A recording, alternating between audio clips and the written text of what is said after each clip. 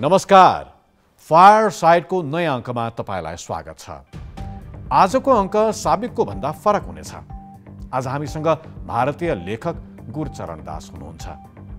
दर्जन भन्दा बढी कृतिका लेखक गुरचरण दास भारतको अर्थतन्त्र, समाज, राजनीतिका बारेमा मात्र नभएर इतिहास र धर्मका बारेमा पनि लेखिरहनुहुन्छ। धर्म, अर्थ, काम र मोक्षबारे उहाँका दार्शनिक चिन्तन भारत मात्र नभएर विश्वमै पनि चर्चामा छन्। भारत पाकिस्तान विभाजन अघि जन्मिएर अमेरिकामा उच्च शिक्षा हासिल गरेपछि अमेरिकाकै ठूला मध्येको व्यापारिक प्रतिष्ठानको नेतृत्व तहसम्म पुगेपछि भारतमा लेखन कर्ममा लाग्नुभएका दाससँग आज हामी उहाँको जीवन, भारत र दक्षिण एसियाको समाज, राजनीति र अर्थतन्त्रका विषयमा उहाँका विचारहरू सुन्नेछौँ र यो संवाद आज अङ्ग्रेजी भाषामा हुनेछ।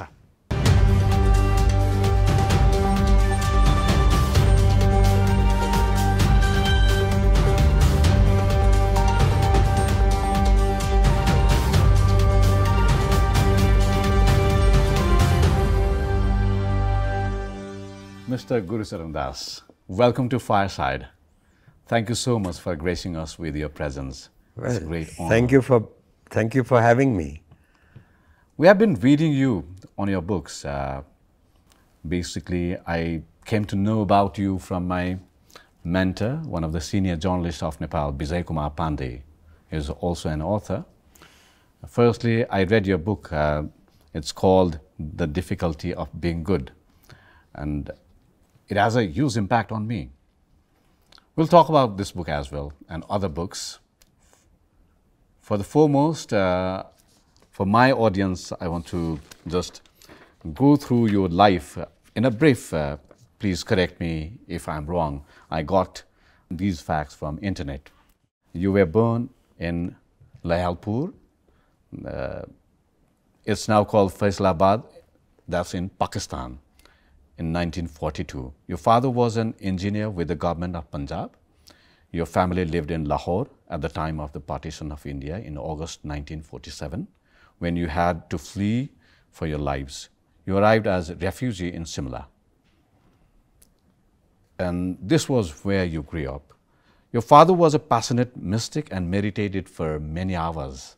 And you were raised in an atmosphere charged with Bhakti mysticism. Your partially autobiographical novel, A Fine Family, sheds some light on your early life. Your family moved to Delhi, 1953, and then you did your school, high school there. In 1955, when you were 13 years old, you moved to United States, and you did your higher education over there. You worked for corporates, you were into business. You also lived the American dreams and started full-time writing after 50. Is that all?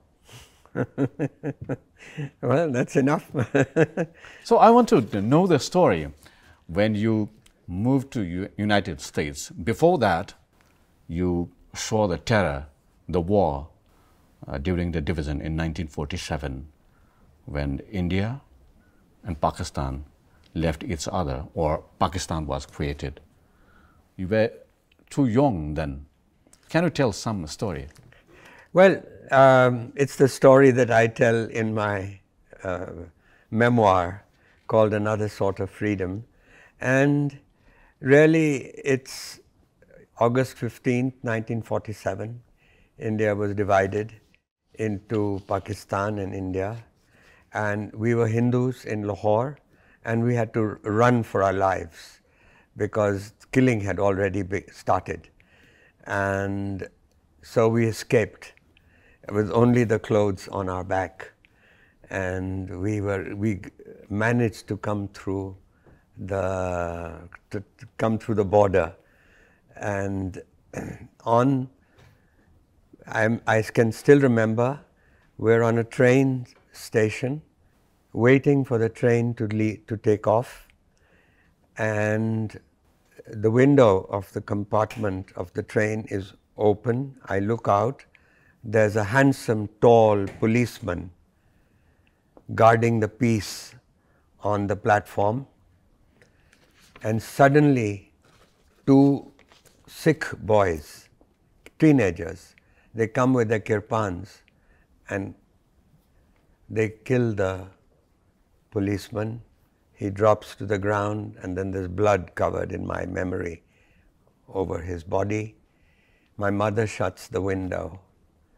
And ever since then, I have tried to understand what is this absurd thing that happened, because he was a Muslim, by the way, the policeman who was guarding the platform.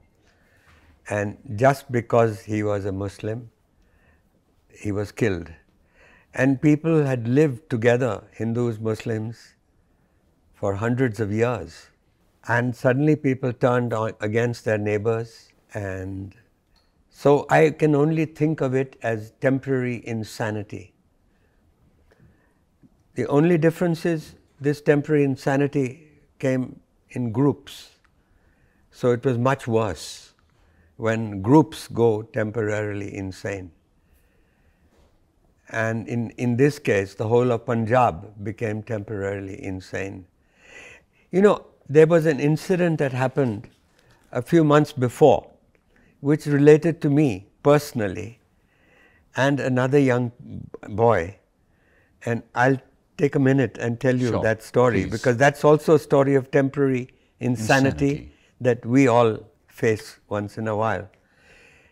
I was in kindergarten, and all of the children in class, we all had pencil boxes.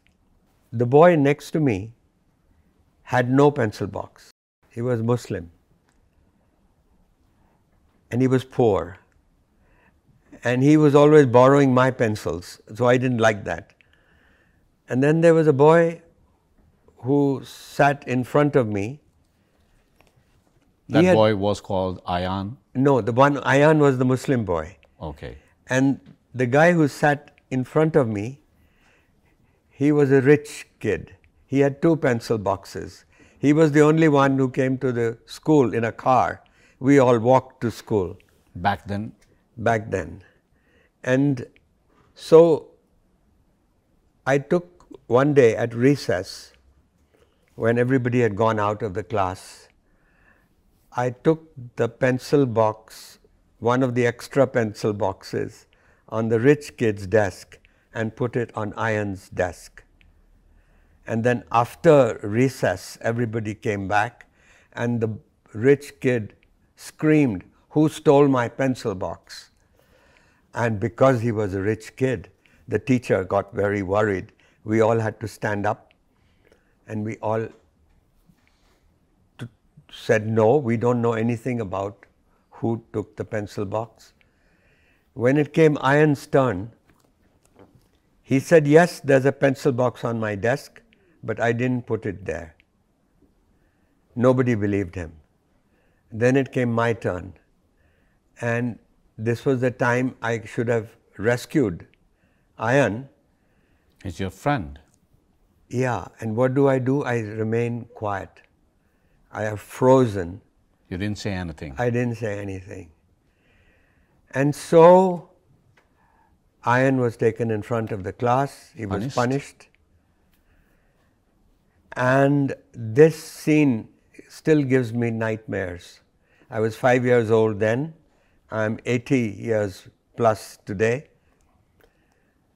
And it was, in a way, a preview of the partition, because it was a temporary insanity.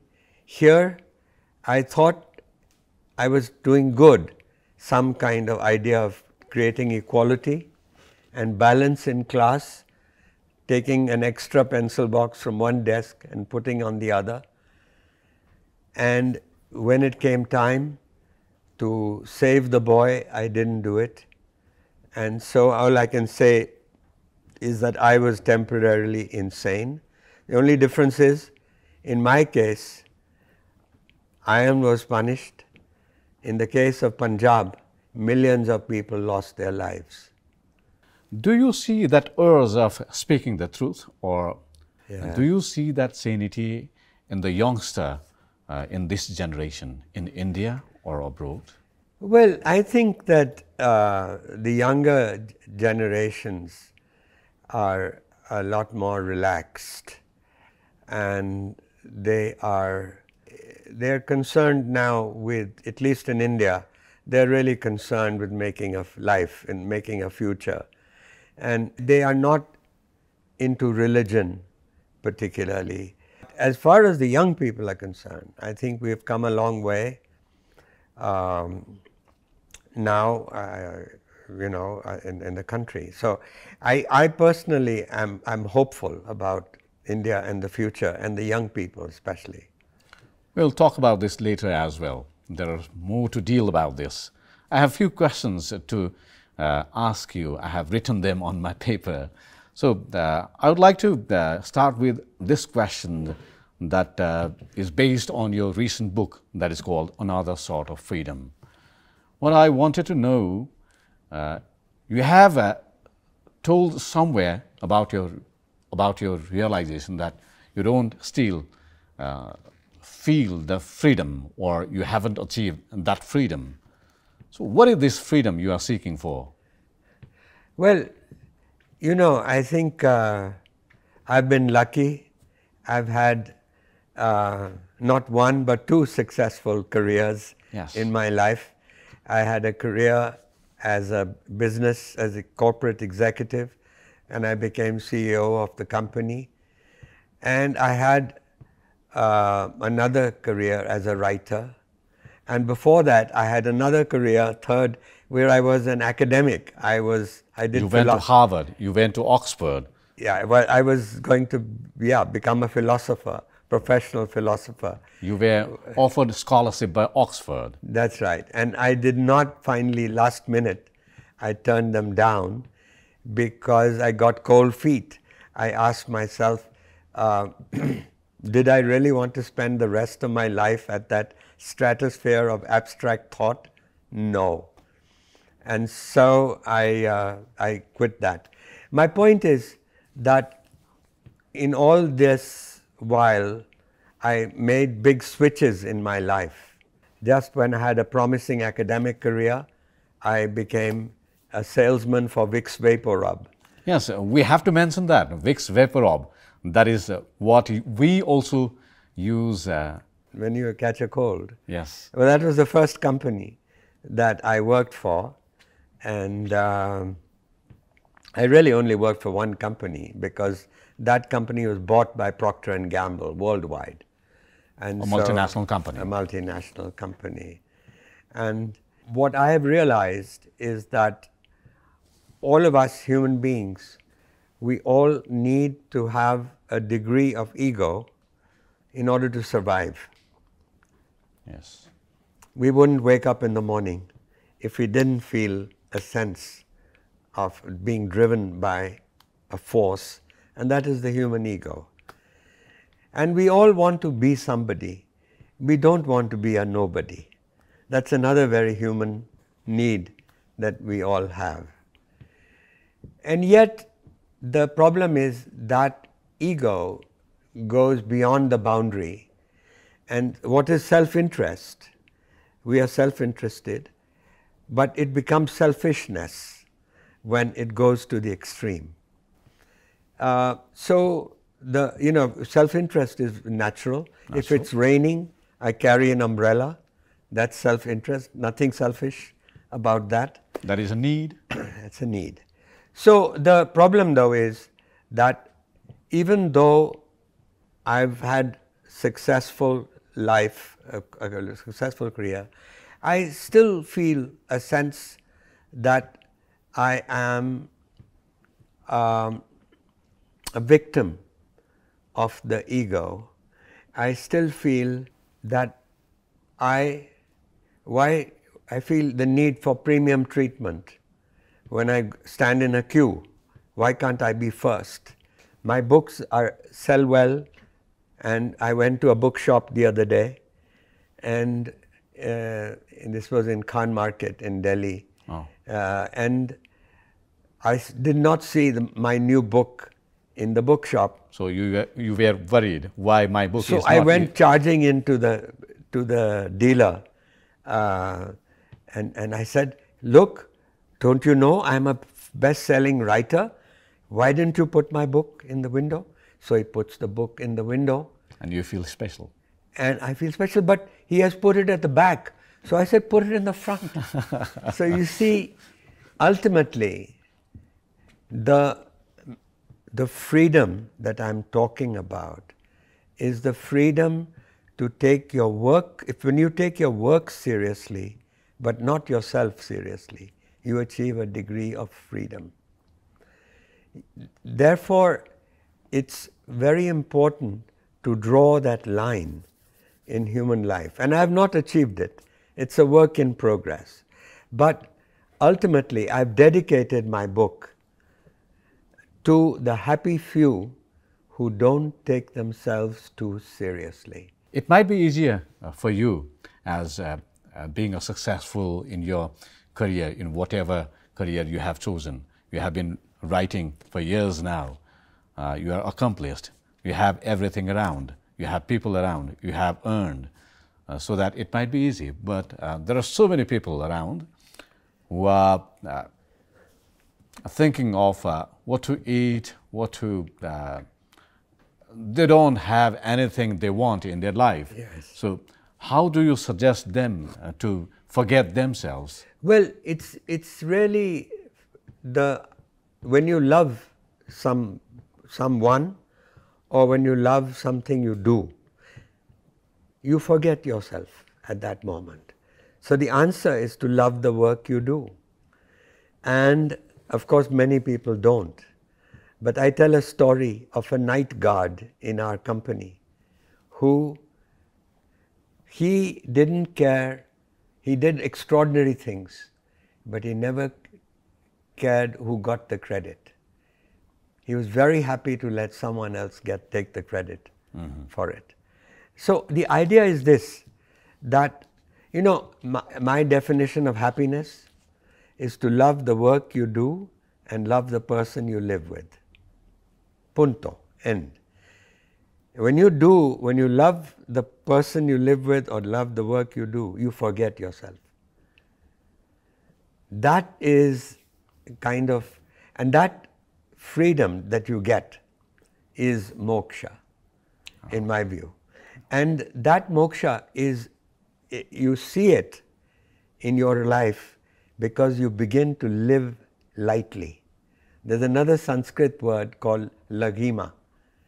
And laghima means lightness.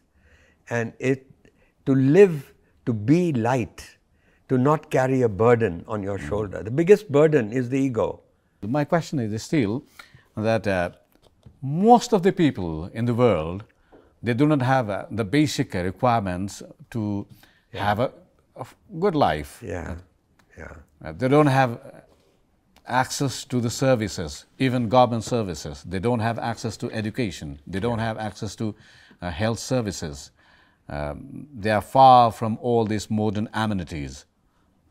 We are talking about digital age, but still so many people are far beyond. Yes. So how can they forget about themselves, or what they eat, or what they drink, or where they live, or where they sleep? Well, I'll give you the example. I mean, this is not to do with wealth or poverty. I know very rich people who are very unhappy people, who have very big egos and who don't have this kind of freedom. But there was the night guard who came to work in our company. His name was Kamble. He came from a rural area in Maharashtra, in the Akola district. And he was like a child when he arrived. It was his first job. He didn't know English. It was his first job. And he would have paid us to come to work. He loved his job. Every new gadget he discovered the coffee making machine.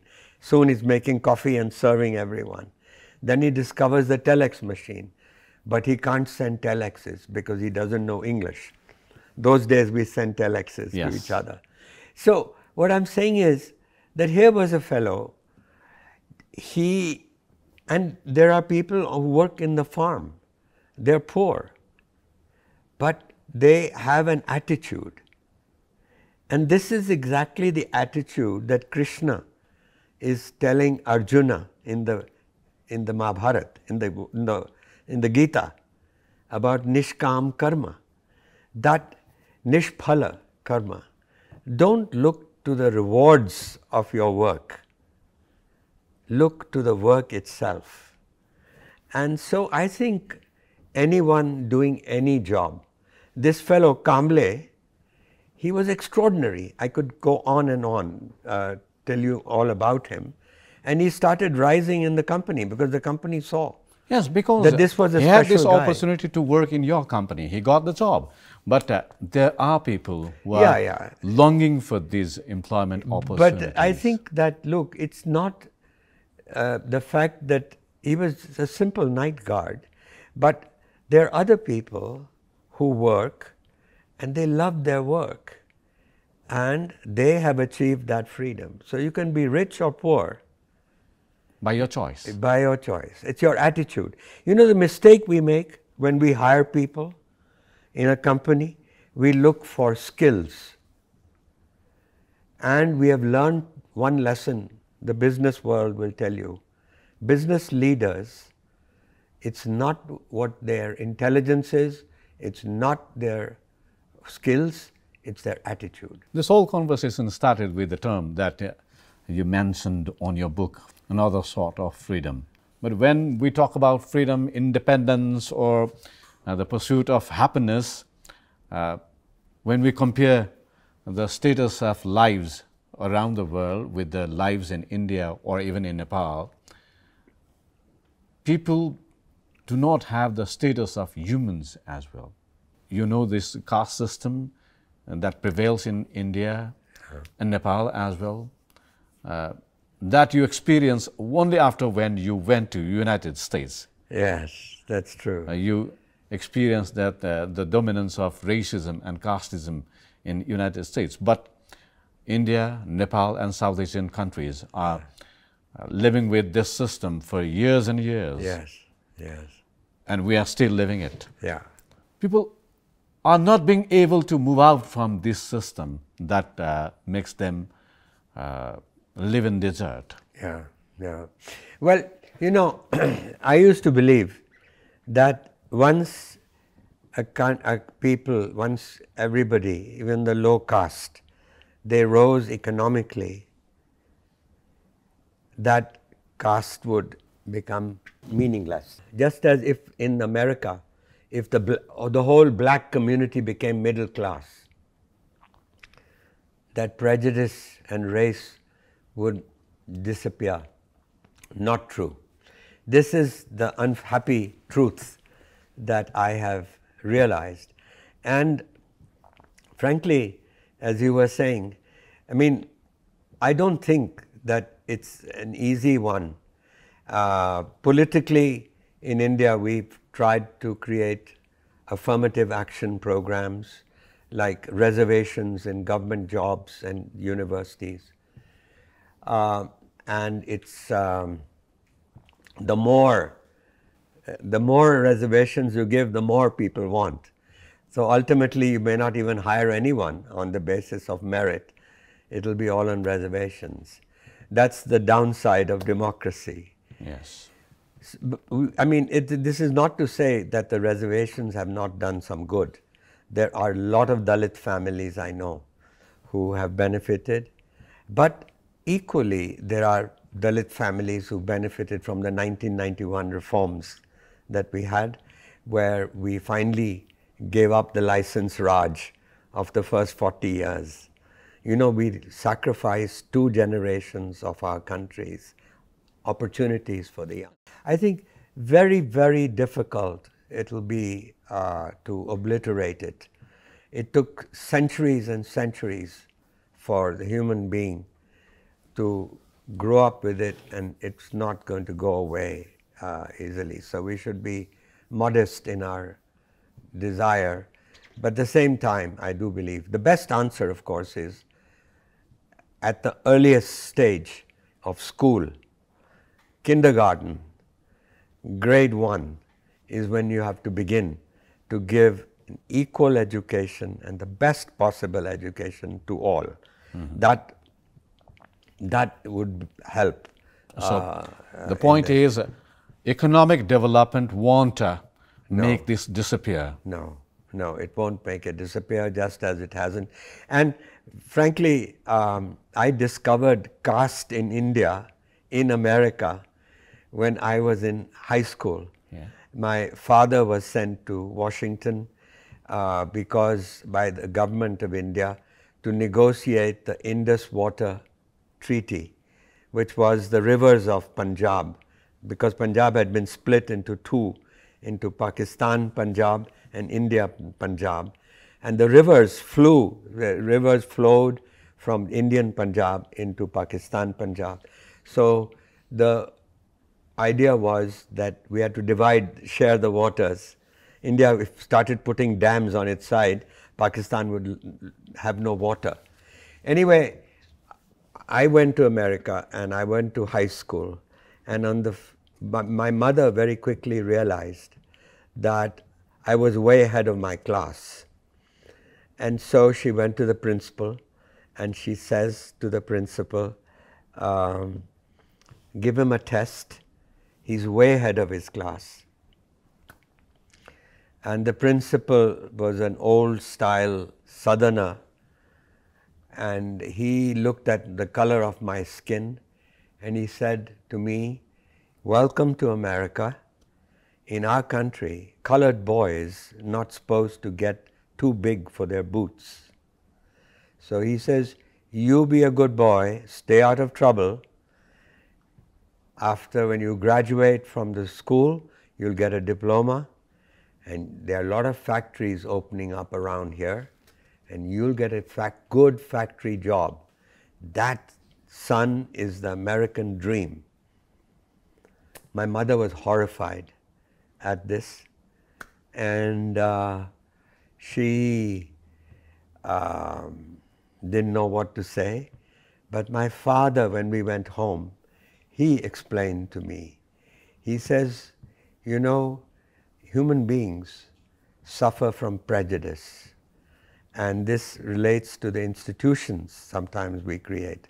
So he explained to me that race in America is the same thing as caste in India. Colored boys don't get the bigger boots. Don't get too big for their boots. Yes. That is still prevalent in United States, and in our schools, these Brahmin boys can't defend the Dalits in our society. Both the things are prevalent right now. That's right. That's true. That's a fact of life, and I think we should all try and improve ourselves, but prejudice is very deep-rooted, and we've learnt that quotas will not achieve the destruction of caste. So what is the social system that can change that prejudice? Well, I think that, you know, we can keep trying, but let's be modest in our goals. We will not eradicate it. And so we just have to live with it, unfortunately. I wanted to end the story, this Washington story of the principal. There was a happier side to this story. The happier side was that we were a mixed school with black kids and white kids. And in my class, one of the white girls had a birthday party. And so she invited everybody in class, black kids and white kids, must have been liberal parents who had it. And after we ate lots of lovely food, we sat down in a circle on the ground to play a game. And the game was called Spin the Bottle. Yes, and the famous game. And Spin the Bottle, one person spins the bottle, and where the mouth of the bottle, where it stops, where the mouth of the bottle points to the other side, you can kiss the person of the opposite sex on the other side. So, but there was an unwritten rule that day in this game that black boys could only kiss black girls and white boys could only kiss white girls. This was before the civil rights movement in America, 1956. And so, when it came, we were playing. When it came my turn, everybody got confused. What is he going to do? But I solved the problem instantly. I kissed, if there was a black girl, I kissed a black girl. If there was a white girl, I kissed a white girl. And as a result, I kept getting bonus turns. And so all evening long, I kept kissing white girls and black girls. And that was the best day of my life. You were 14 years back then. I was 13 years old. 13 years. I was 13 years old. And then I got my revenge also against the principal.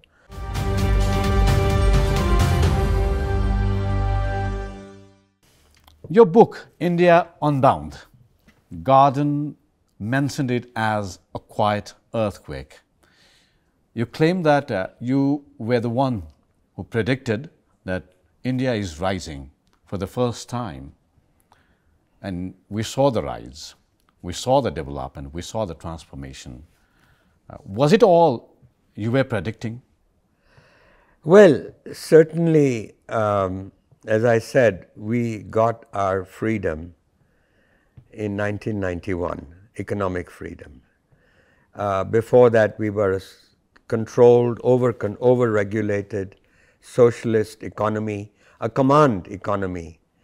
And I could tell you an incident of what happened one year. I became a victim of that license Raj. One year, there was a flu in the country, and we sold a lot of Vicks Vaporub during the flu. And we were very happy because our company had done very well that year. We were celebrating. But we got a summons from the government in Delhi that we had broken the law. And what was the law we broke? That our license contained how many tons of Vicks we could manufacture. Okay. And if you broke the law, there was a 3-year jail sentence associated with breaking the law. And so I was hauled to to Delhi, and I was treated like a criminal by the Joint Secretary who had summoned me. And I tried to explain to him. I said that, look, there was a flu and we thought we were doing the right thing by keeping the stocks of the chemist shops and the pharmacies stocked with Vicks. And in the end, we helped millions of families during this. And so I don't understand why you think I'm a criminal. And this man said to me very arrogantly, but you broke the law. I said, yes, but no, you broke the law. Do you confess it? I said, yes, technically we broke the law. Then he says, now the law will take its course. I want to make an example of your company. You multinationals come to our country just because you think we are poor, that you can break our laws. I want to send a right message. And so the law will now take its course. So at this point I was shivering, scared of going to jail. So he finally said, Jao. And so I went out. Before going out, I stopped at the door. I turned back and I said to him, sir, you know that this news will go out. It's not every day that an executive of a multinational company goes to jail. And what do you think the world will think of our country? Mm-hmm. What do you think it will think of our laws when they read the report that here was a company that was trying to do good during an epidemic? It helped millions of people. and as a reward, you sent the manager to jail. Anyway, he said, "Are you threatening me?" I said, "No, the news is going to get out. So you tell me what they will think of us, what will they will think of our laws, what will they think of our Prime Minister?" The government, administration? So he said, "Jao." Anyway, luckily, the government dropped the inquiry. Some sense must have come into somebody's head. But this was the same sense of absurdity that I had witnessed in the partition, the same sense of absurdity that I recounted in the pencil box story with iron. So there is an absurdity in our lives.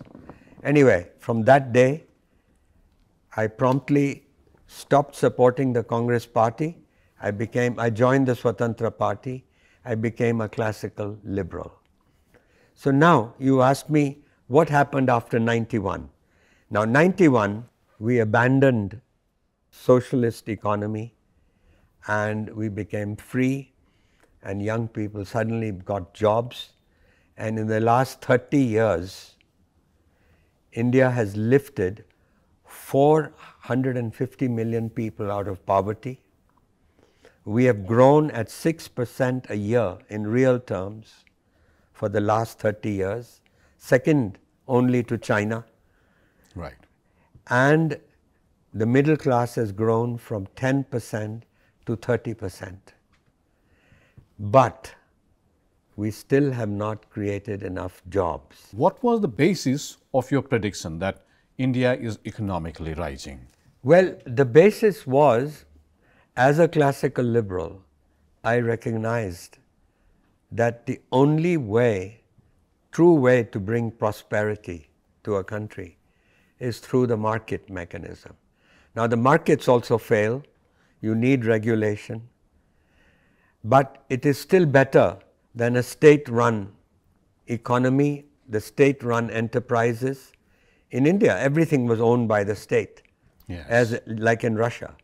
So it's the same thing, that this realization is what made me then finally predict that Indians are by nature entrepreneurial, and we have created many very wonderful companies. In the IT area, we are amongst the best in the world, and we created an IT revolution, now a digital revolution, and bank accounts have gone up from 45% to 90% in the country, thanks to your mobile phone, thanks to that ID called Aadhaar, and yes, and thanks to the fact that the banks now, people haven't seen, half the people who, more than 60% of the people never seen a bank, they've got their bank account. So all I'm trying to say to you is that all this has been the result of the freedom that we got in 91, and I hope Nepal too will realize that an over-regulated economy, you need regulation, but there are periods when the state, when the market has to tame the state, and there are periods when the state has to tame the market. So both, you need the state to govern, not to run businesses. You need the state to govern. And similarly, you need markets to perform. Now that's also very important, that you don't get monopolies, that the job of the state is to ensure competition. And that really brings me to where we are today. So that is the one phase of the development or transformation, whatever you are telling. But as India rises, corruption grew equally. Yeah. Isn't that true? Well, is economic development proportionate to corruption? No, no. I can tell you that there was as great or more corruption during the 40 years of license Raj in India. In fact, there was more corruption because a businessman did not win market share in the marketplace. He got it when he got the license from a bureaucrat in his office. And for that he paid suitcases of money. So we had just as much corruption. In fact, you may, I don't have it, I mean there are no numbers to show this, but because there were more controls before 91, there was more corruption. So the best answer is to reduce the controls and to make sure the competition is there in the market. That's the only answer. But the reality is that we have democracy, but still in South Asia, even in India and Nepal and Pakistan or so on so, we have this situation of entrepreneurs, whoever are close to the government or close to the political parties or the powerful people, they are making the profits, they are making the money. They are getting the license or opportunities to get the tenders and all, and they are making money. But others who don't have access to political parties or government power, they are not doing good. No, you're absolutely right. The reality is that even in America, there's crony capitalism.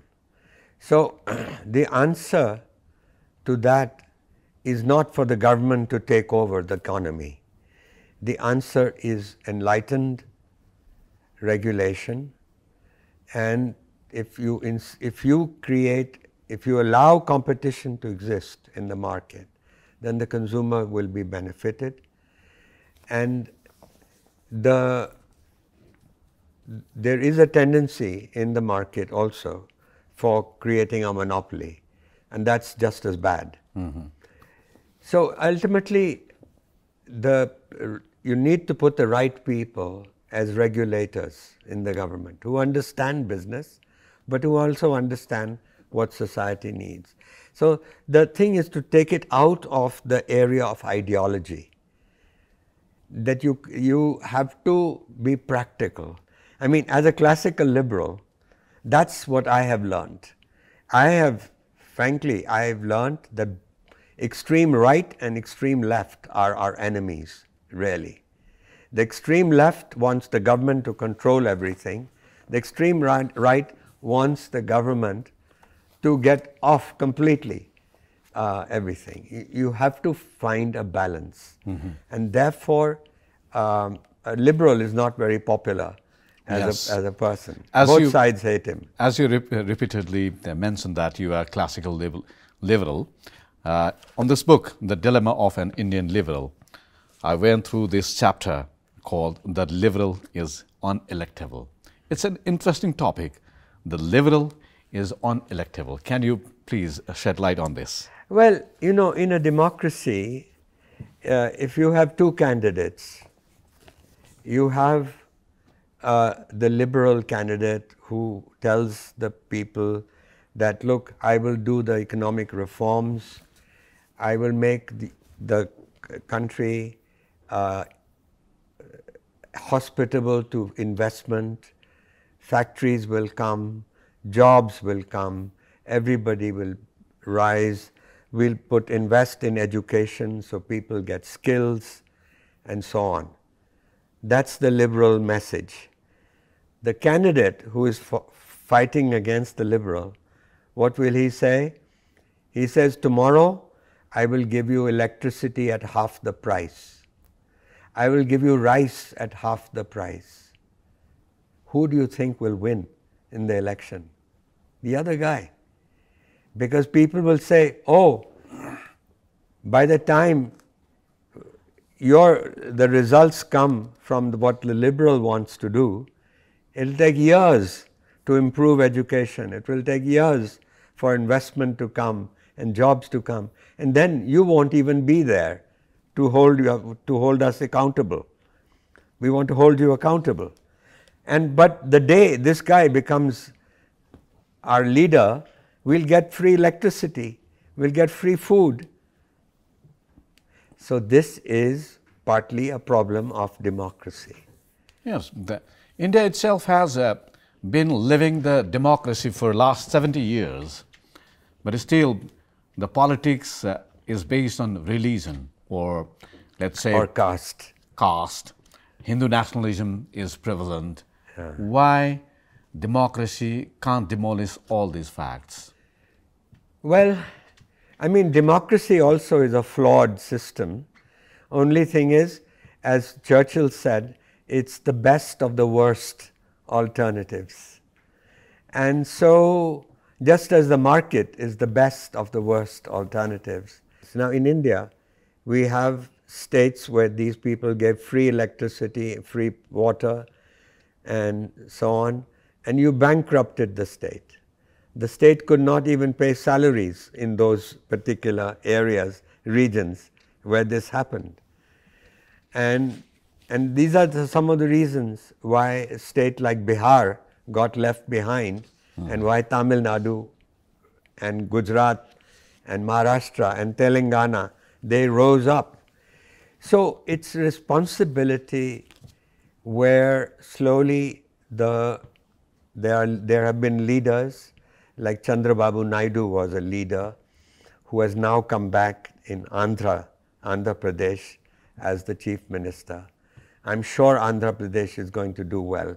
We have two big neighbors, India and China, who are competing with each other and also leading the world economy.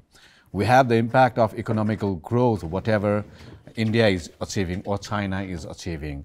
The political development, whatever happens in India and China, that has some kind of impact in Nepal. The psychological impact as well. As we see the changes in the politics of Bangladesh, we have some kind of psychological impact in Nepalese society. So what are the things that Nepal can learn from basically India and other countries around? Well, I think simply the first simple lesson is the economic lesson. India and China for the last 30 years have been the fastest growing economies in the world. Nepal is in the middle. The smart thing for Nepal to do is to play the India card with China and the China card with India. And it should link itself organically, economically, with both the countries in terms of supplying whatever. Now you're supplying electricity to India. Yes. That model idea, you then also could supply certain components for factories, could supply certain skills that Nepal has many interesting local products. Those could be, but my point is a vigorous trade. Now I realize we are in the Himalayas and transport is difficult, but today we live in the world of the internet. Through the internet, India's success has been driven by the internet. And Bangalore has become the outsourcing center for the whole world. So I'm saying don't be deterred because you're a landlocked country. And so that's the economic side. The political lesson is also very, very clear that you don't want a country to be a dictatorship. You don't want it to be a monarchical dictatorship. You don't want to be a democratic dictatorship. People deserve, as human beings, a voice in their government. And India's democracy, India has been a model for most of its history.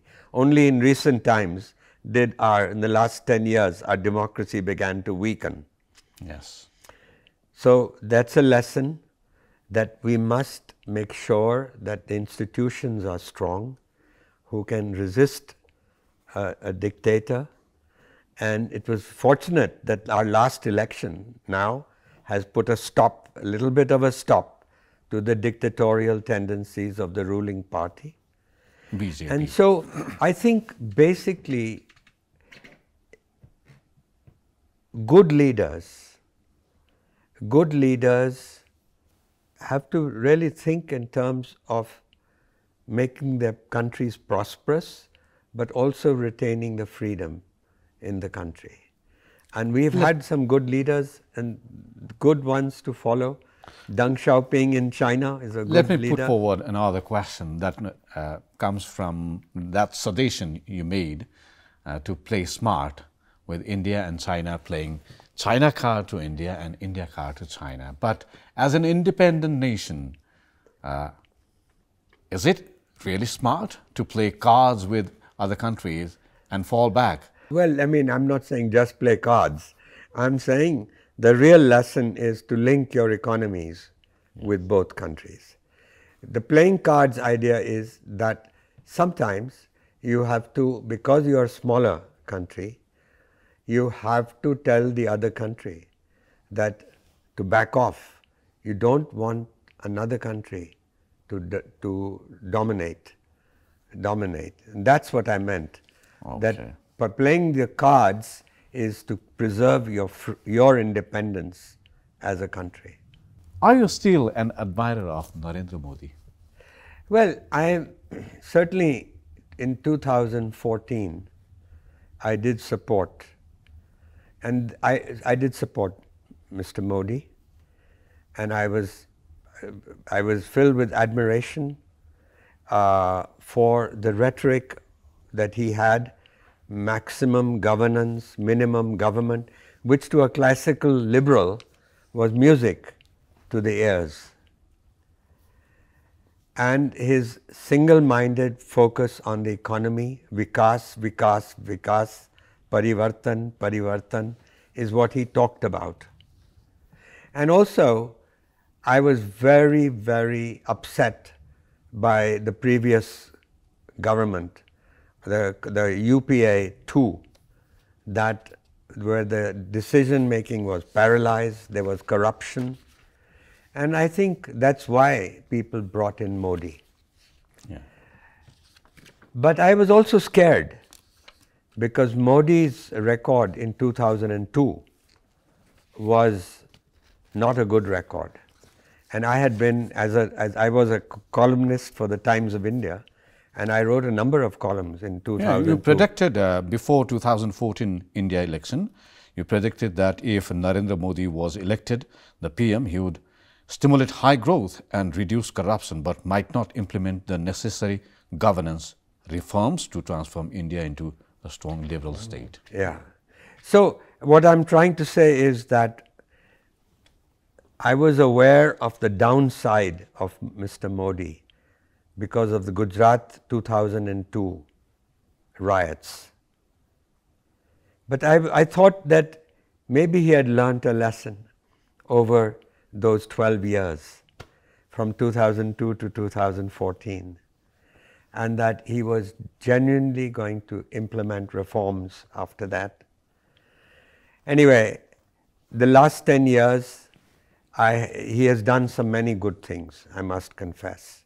But I am also aware that there has been polarization in the country between Hindus and Muslims, and the memories of partition are still very strong for me, and I don't like that. And the institutions of democracy have been weakened because people who are opposition leaders or people who are opponents who spoken up, they were raided by ED. So the misuse of institutions was there. Mm-hmm. So it's a mixed record. Yeah. It's a mixed record. I still think today, economically, he's a far better choice for India than Rahul Gandhi, who doesn't understand the ABC of how to make a poor country into a middle-class country. So you have mentioned somewhere that China had a strong state and weak society. India had a weak state and a strong society. Can you please explain and connect it with Nepal?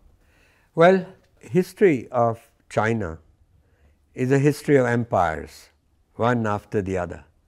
empires. And China has always been a strong state, ruled by the mandarins who were exceptionally good bureaucrats. India's history is a history of competing kingdoms. And we had 4 empires. We had the Maurya Empire during the time of Ashoka, Right. and Chandragupta Maurya. Then we had the Gupta Empire. Then we had the Mughal Empire. And then we had the British Empire. All the 4 empires of India were weaker than the weakest Chinese empire. And so India is a country where the state is weak and society is strong. And China is a country where the state is strong but society is weak. Now the fact is you need both. You need a strong government, strong state, not to abrogate power, but a strong state which can hold, which can get things done. You need a strong society to make that state accountable. So you need both. Now China needs a stronger society. India needs a stronger state. Stronger state doesn't mean a dictatorial state. It's a liberal state, strong liberal. That's why my book, India Grows at Night, when the government sleeps, is all about a liberal case for a strong state. So the Indian state has been doing, instead of doing its own job of good bureaucracy, good judiciary, good police, good parliament, it's been doing the job of everybody else. It's been trying to run companies in the public sector. One of the achievements of Mr. Modi is the digital revolution. And this actually is reducing the kind of corruption that we've had in the past. So what do you see about Nepal in this context? Well, I think Nepal has characteristics of both, but Nepal is in a way more like India, because you have never become, you also did not have a history of empires. You've had a lot of tribes, very independent people, and they each have their geniuses. So I'm in favor of federalism in Nepal, just as I'm in favor of federalism in India. I think Nepal in terms of characteristics, the society is like India. The main thing is that Nepal also has, because of the caste system, because of a stronger society, you have an accountability at election time. And the important thing, of course, is that Nepal also needs to improve its state capacity. That would be the lesson that I would draw. Okay. So we have 2 major parties in the coalition government right now. These 2 parties are the biggest parties from the parliament. So I would like to highlight 3 main aspects of this coalition. Number 1, they have agreed to initiate amendments in the constitution. Number 2, these 2 parties are the biggest ones, first and second, at the House of Representatives. Another thing is, number 3, some of the influential leaders are advocating for 2-party system. So I want your comment on the third point. Well, to be very honest, my disappointment in India, with India, was that we had a classical liberal party, the Swatantra Party, and it died in the Indira wave of the 1970s. So it lasted only about 12 years. I think every society needs a liberal, if it doesn't have a liberal party, it needs liberal people in existing parties. I don't think that your answer is to legislate a 2-party system, no, because I think it's a competition in the market. And you can't say only 2 runners in a race. You know, you run in the Olympics, 10 people are running to win the 100 meters. So the idea of having only 2 is also wrong. The answer is really ultimately to strengthen the institutions, have a judiciary that people respect, have a police that people respect. The police should not work only for the rich or for the politically powerful. The police should work for the poorest person. And Parliament in India, to be very honest, 1/3, 1/4 of the parliamentarians in India have a criminal record. That's not good. You need to clean up the Parliament. So it's, you know, democracy is hard work and it takes time. But at least you haven't, at least in Nepal, the generals have not taken over. The big problem in many third world countries is the generals took power. Egypt being one is a good example. There's been periods of very good management of Egypt, but generals is not the way. Pakistan, look at Pakistan. Born at the same time as India, but after 10 years the generals took over. So people deserve to have a voice, and it's hard, but I would say that Nepal should persist with its democracy, let as many parties exist, and freedom, that every tendency is for the state to take over the freedom from the market. The only route to prosperity is to make the market work. And that's what the lesson from India, certainly, and China. China only started moving up after it gave freedom of the market. Today, China is more capitalistic than India. So there's nothing wrong in being capitalistic either. Well, that was a profound note to end with. We could have had more conversation on your books, but there is always next time. At the end, I must mention that Mr. Gurcharan Das is married to a Nepali woman for 55 years. Anything to Kathmandu or Nepal at the end? Well, I'm a Joy Sahib of Nepal, so I love this country. Thank you so much for your time, your presence, your conversation. It was fascinating. It was wonderful talking to you. Thank you so much. Thank you.